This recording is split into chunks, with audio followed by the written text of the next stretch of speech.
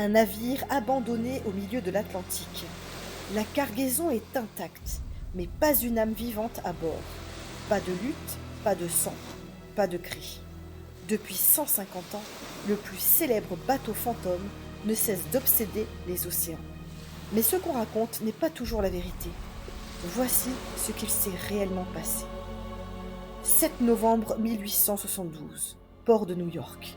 Le Marie Céleste prend la mer pour Gênes via les Açores.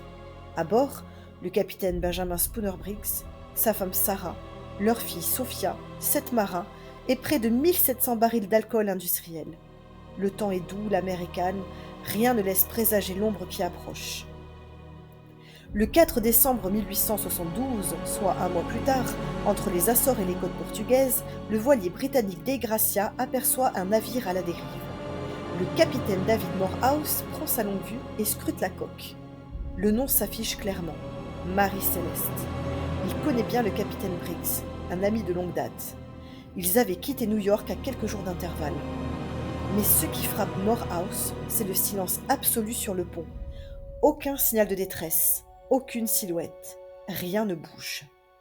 Morehouse dépêche 3 marins pour monter à bord. Ce qu'ils découvrent est déconcertant. Tout semble rangé, comme si le navire venait d'être quitté quelques minutes plus tôt. Les effets personnels sont en place, les réserves peuvent tenir près d'un semestre, les instruments de navigation n'ont pas été abîmés. Mais le canot, lui, manque à l'appel. Et quant à l'équipage, il a disparu. Le pont était humide, il y avait environ 1 mètre d'eau dans la cale. Le journal de bord s'arrêtait 9 jours plus tôt, soit le 25 novembre 1872. Mais alors, que s'est-il passé ?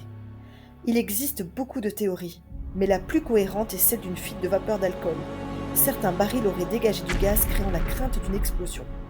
Briggs aurait alors ordonné une évacuation temporaire. Tout l'équipage et famille seraient montés dans le canot, reliés au Marie Céleste par une haussière, tandis qu'on aurait laissé une cale entr'ouverte pour que le gaz s'évapore. Mais selon l'hypothèse, une rafale de vent ou une vague aurait rompu la corde. Le Marie Céleste aurait dérivé alors seul, condamnant l'équipage à disparaître en mer. Certains sont même allés jusqu'à accuser le capitaine David Morehouse du Dei Gracia de vouloir profiter de la situation pour monter une fraude. Mais rien ne tient, les distances, les horaires, les journaux de bord, tout concorde parfaitement, ce qui fait qu'il est innocenté. D'autres théories parlent de pirates, de mutineries ou même de phénomènes surnaturels.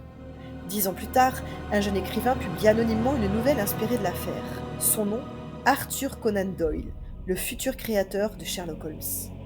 Il y ajoute des détails terrifiants, effrayants, comme le café encore fumant sur la table, qui n'a jamais existé. Son récit rencontre un grand succès, et c'est ainsi que naît le mythe du bateau fantôme. Le Marie Céleste continue de naviguer encore 13 ans après la tragédie. Durant cette période, il change plusieurs fois de propriétaire. C'est en 1885 qu'une nouvelle affaire éclate. Des armateurs chargent le navire d'une cargaison prétendument très précieuse, alors qu'en réalité, elle ne vaut presque rien. À l'époque, il n'était pas rare que certains propriétaires de navires inventent de fausses cargaisons ou exagèrent leur valeur pour toucher des indemnités d'assurance. Le Marie Céleste quitte Boston pour Port-au-Prince, avant d'être délibérément réchoué sur un récif bien connu d'Haïti. Une partie de la cargaison est récupérée et vendue, mais les armateurs réclament l'indemnisation pour la cargaison assurée.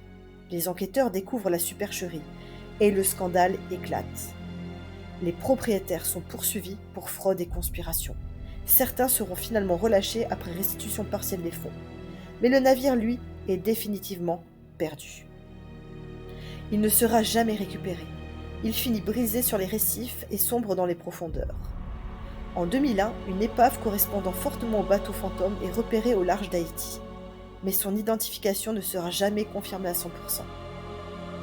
Le Marie Céleste reste l'un des plus grands mystères maritimes de tous les temps. Était-ce une erreur humaine, un accident malheureux ou quelque chose d'inexpliqué ? Personne ne le saura jamais, et peut-être qu'il vaut mieux que ce soit ainsi. Et vous, que pensez-vous de cette histoire ? N'oubliez pas de vous abonner pour soutenir ma chaîne et activer la petite cloche et liker si vous voulez pas être maudit.